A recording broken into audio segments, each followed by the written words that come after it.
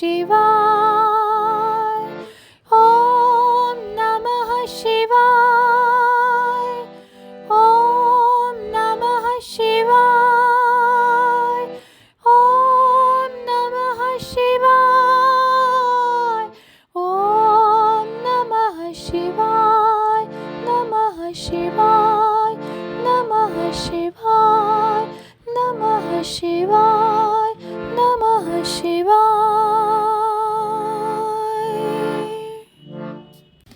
दक्ष यज्ञ का समाचार पा सती का शिव से वहां चलने के लिए अनुरोध, दक्ष के शिवद्रोह को जानकर भगवान शिव की आज्ञा से देवी सती का पिता के यज्ञ मंडप की ओर शिवगणों के साथ प्रस्थान।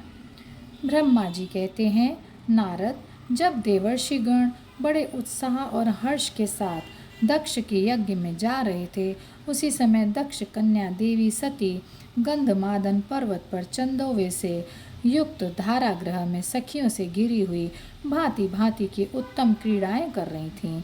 प्रसन्नता पूर्वक क्रीड़ा में लगी हुई देवी सती ने उस समय रोहिणी के साथ दक्ष यज्ञ में जाते हुए चंद्रमा को देखा।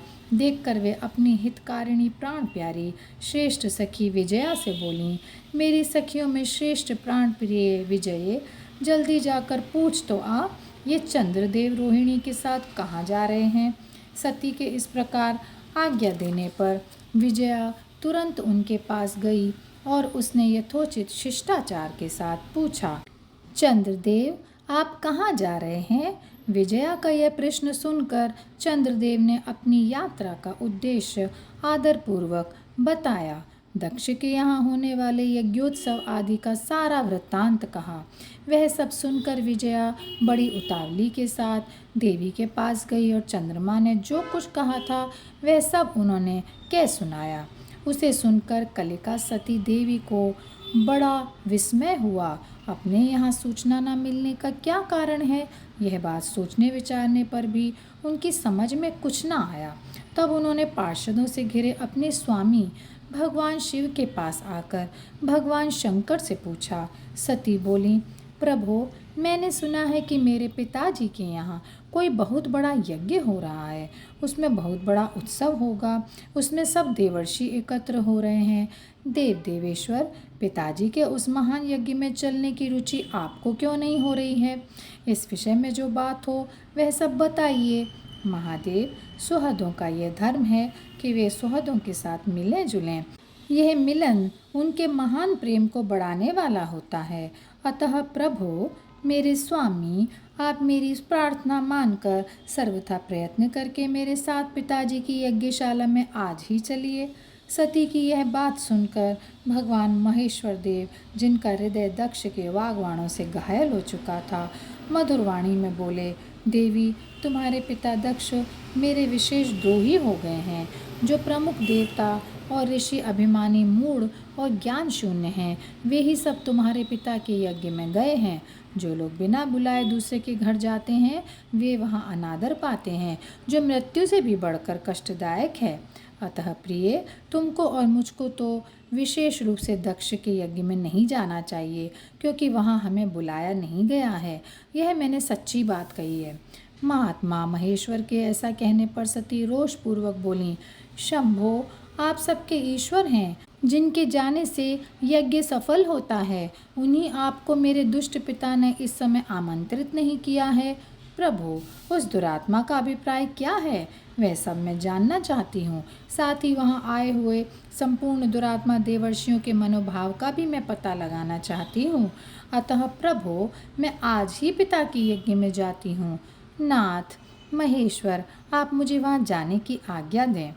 देवी सती के ऐसा कहने पर सर्वज्ञ, सर्वद्रष्टा, सृष्टिकर्ता एवं कल्याण स्वरूप साक्षात भगवान रुद्र उनसे इस प्रकार बोले।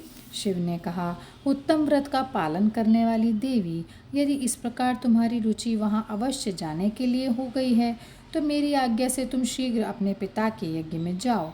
यह नंदी वृषभ सुसज्जित है। तुम एक महारानी के अनुरूप रजोपचार साथ ले सादर इस पर सवार हो बहुसंख्यक प्रथम गणों के साथ यात्रा करो। प्रिय, इस विभूषित वृषभ पर आरूढ़ हो जाओ। रुद्र के इस प्रकार आदेश देने पर सुंदर आभूषणों से अलंकृत सती देवी सब साधनों से युक्त हो पिता के घर की ओर चलीं। परमात्मा शिव ने उन्हें सुंदर वस्त्र, आभूषण तथा परम उज्ज्वल छत्र, चामर आदि महाराजोचित उपचार दिए। भगवान शिव की आज्ञा से 60,000 रुद्रगण बड़ी प्रसन्नता और महान उत्साह के साथ कौतूहल पूर्वक सती के साथ गए।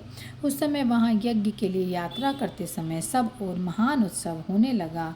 महादेव जी के गणों ने शिव प्रिया सती के लिए बड़ा भारी उत्सव रचाया। वे सभी गण कौतूहलपूर्ण कार्य करने लगे तथा सती और शिव के यश को गाने लगे। शिव के प्रिय और महान वीर प्रथम गण प्रसन्नतापूर्वक उछलते कूदते चल रहे थे। जगदम्बा की यात्रा काल में सब प्रकार से बड़ी भारी शोभा हो रही थी। उस समय जो सुखद जय जयकार आदि का शब्द प्रकट हुआ, उससे तीनों लोक गूंज उठे। और यहीं पर यह अध्याय समाप्त होता है। ओम नमः शिवाय, ओम नमः शिवाय, ओम नमः शिवाय। ॐ नमः शिवाय।